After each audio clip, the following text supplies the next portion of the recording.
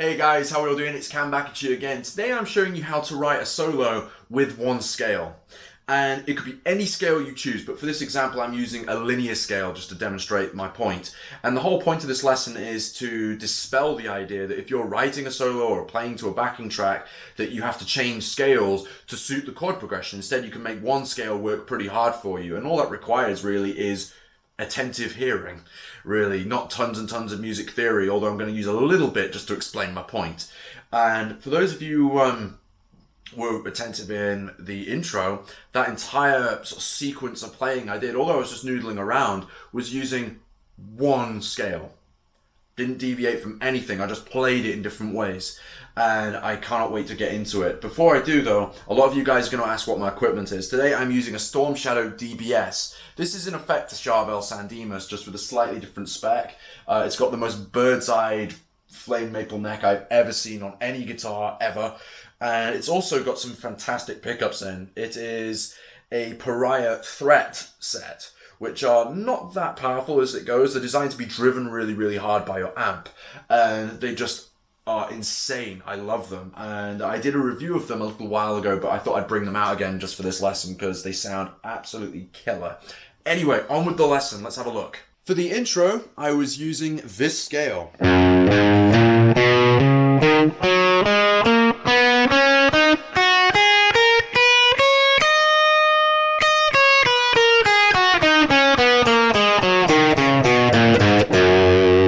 If you guys want to familiarize yourselves with that, just run up and down it a few times. You want to be at a point with a scale, really, and that's any scale for that matter, where you can look at it and visualize it without even having to put your hands on the guitar and know what it sounds like by memory.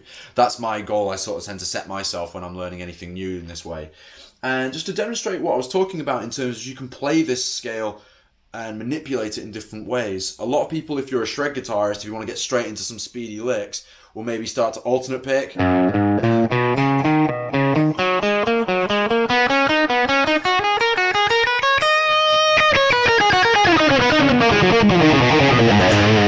Which is totally cool. If you want to do legato stuff, you've got this kind of idea.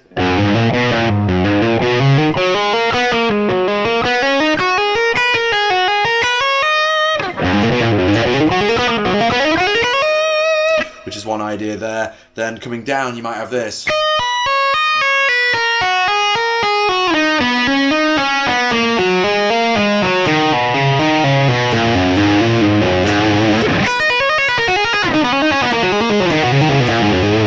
Kind of like a Steve Vai thing there. So there's 3 licks there for you to try out if you're into the sort of shreddy style there. But then if you want to get into something that's a little bit more melodic and a little bit more tame, you can use this in also a very, very effective way. By using less fingers, I talk about this with my SKYPE students, you have no choice but to expose the expressive elements of a scale.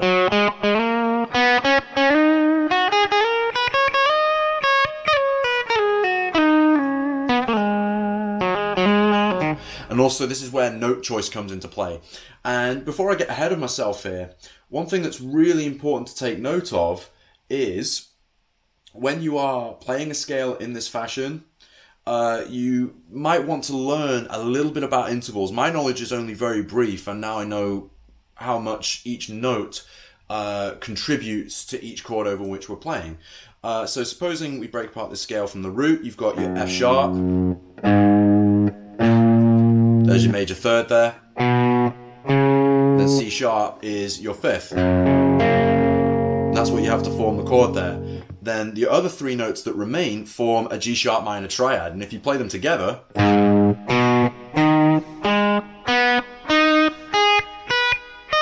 you get something very Yngwie meets Eric Johnson out of it.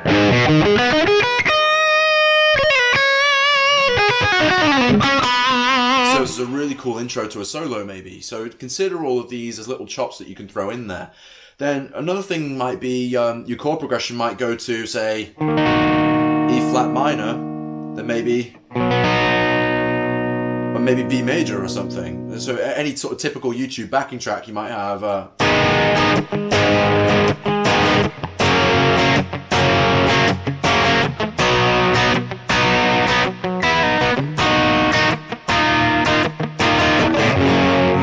and so on. It might take a progression that's similar to that, but then you've got to think, how can you use this scale to suit those chords? So if you break apart those first two scales that we had, you can play over F sharp major and G sharp minor right there.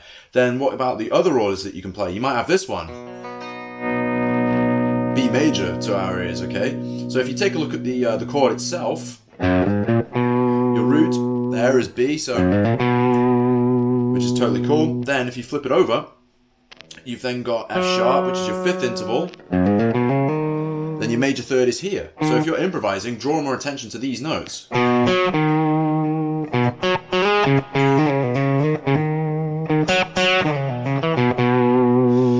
And it can really help sort of contribute to that chord change without having to change from the scale.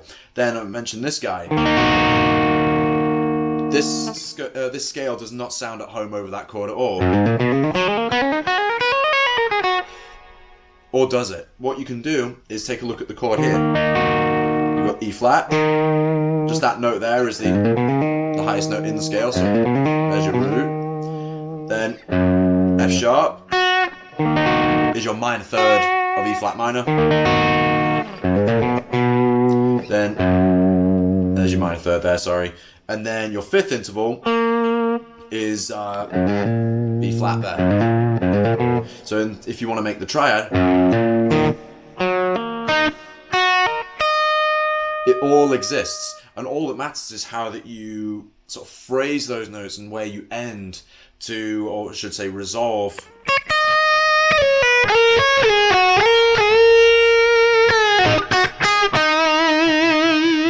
See there, I'm playing all of those notes from the same scale, but it implies that E flat minor chord. Then same way if I wanted to play over, then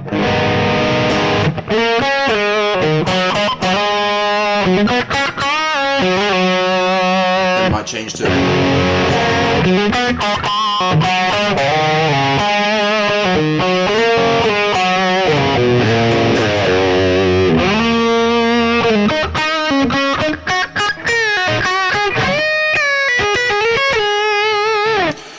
before I get ahead of myself messing with different bends and different ideas, if you play this 3-note per string scale with less fingers, you can expose the expressive elements, the idea of bending,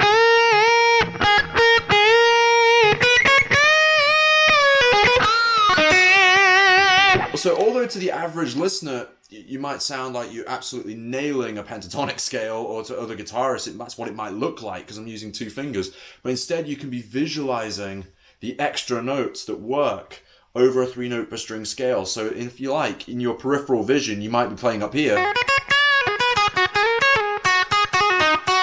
but knowing that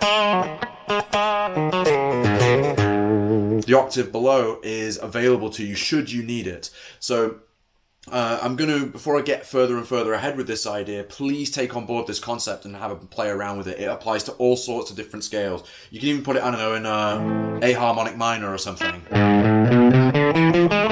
Oh, sorry.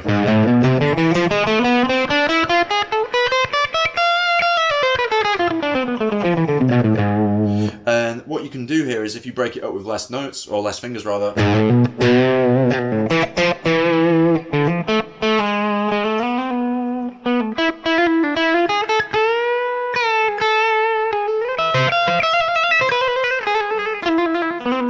Randy Rhoads, that kind of idea. And then you can also throw in little notes, because it's in the key of A minor, notes from the pentatonic to make it sound a little bit more normal. Then throw in the character of the harmonic minor gradually.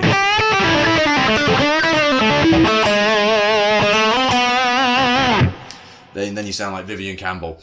Anyway, I'll leave you with that right there. Please take that on board and see what you can get out of it. And there's a bunch of licks in there that I just play for you to try out too. Thanks very much for watching this video, you guys. I hope you've liked what you've seen. Please let me know what you think of this concept. As I say, it's not like a rule saying you should do this. It's just something I want you to try out maybe. Maybe it's something you were looking for to make your playing a little bit more interesting. And I'll let you crack on with your day. If you guys would like to book a Skype session with me, my contact details are down below. I look forward to seeing you really soon. Take care.